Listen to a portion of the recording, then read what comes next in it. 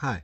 Today I want to kind of give a general overview of a book that I gained a little deeper appreciation for like a few days ago. I believe God told me to read Ecclesiastes chapter 1, and I read it, but I also went and I listened to commentaries on my phone.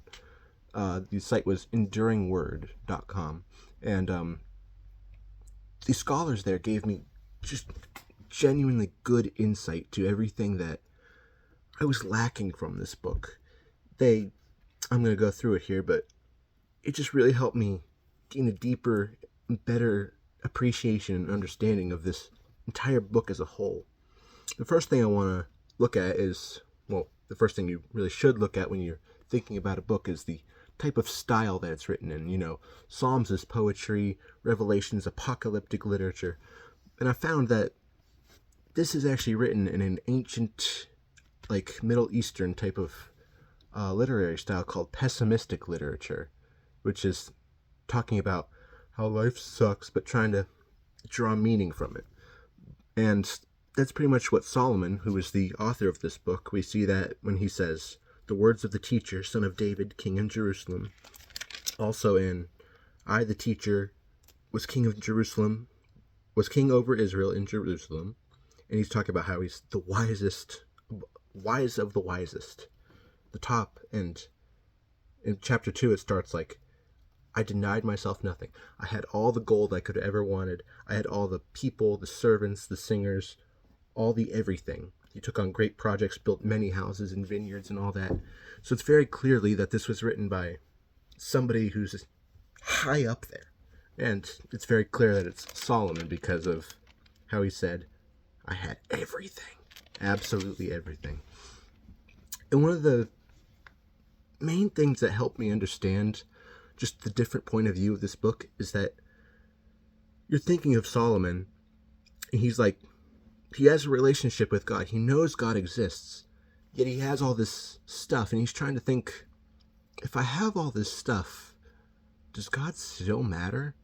If I have all these pleasures, if I have all this wisdom, does that matter in the entire grand scheme of life?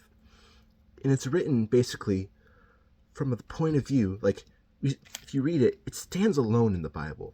There's no history, there's no law, there's no psalm, there's no nothing. Going back to ancient Israel, all it says is just little quick mentions of, I'm the king in Israel, by the way.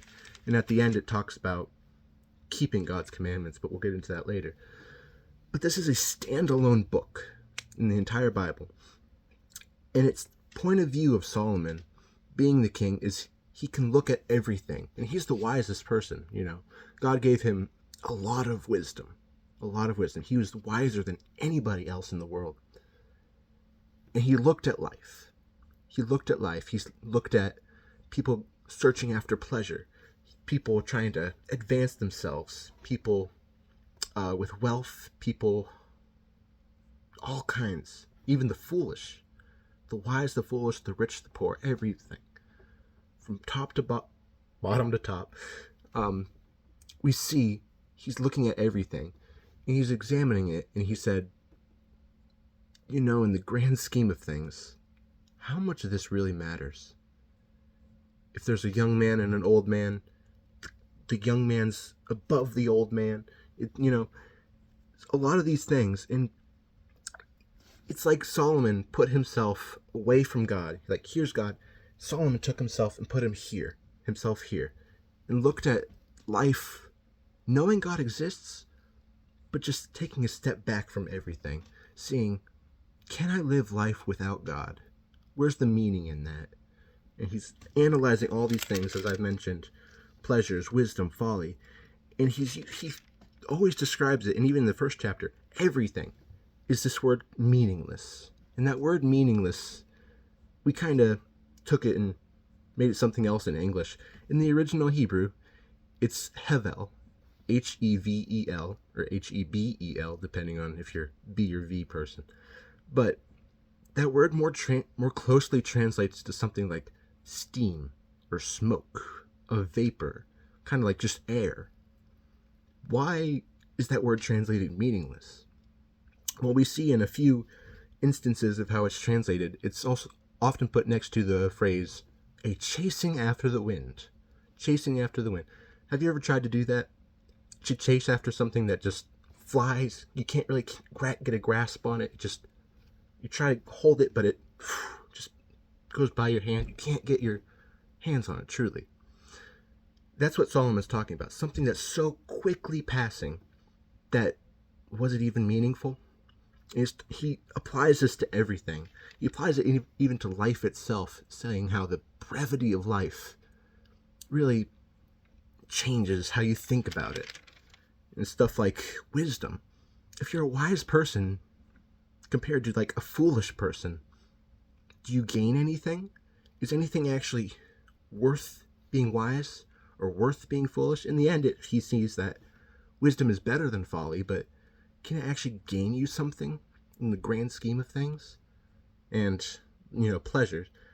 Can we really, by drinking, enjoying ourselves, do we gain anything? Or is it just, we're going to die eventually, so whatever. Is there a point to how we live? Is there a point to following God? Is there a point to not following God?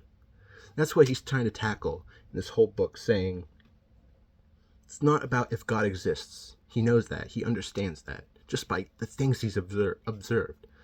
But the question of this book is, does God matter in my life? If I live my life, am I gaining anything?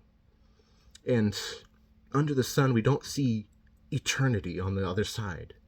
It's not inherently just ingrained in our brains because this fact of death, right?